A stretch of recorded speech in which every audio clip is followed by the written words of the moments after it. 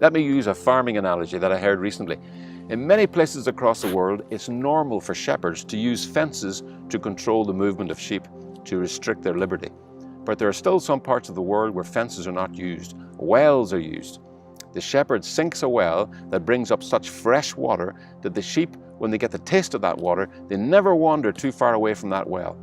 If you have a good well, you don't need fences. Churches or ministries that use fear to control people's behavior have had to start using those fences because the water coming from their well doesn't taste good enough to keep their folk from turning back to the world.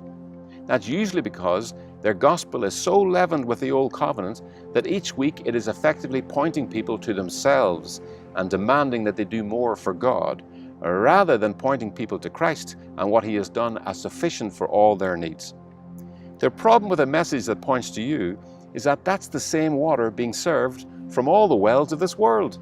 Monday to Saturday, this world is saying to people, your life doesn't measure up. You need to do more, earn more, achieve more, buy more, in order to save yourself from being separated from real life.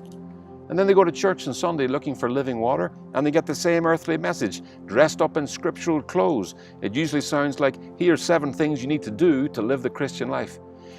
The problem with always telling your children that they need to do better is that what they're actually hearing every week is, you're not good enough. You're not good enough. What that message does to believers is to speak to them as if Christ and Him crucified changed nothing, certainly not them.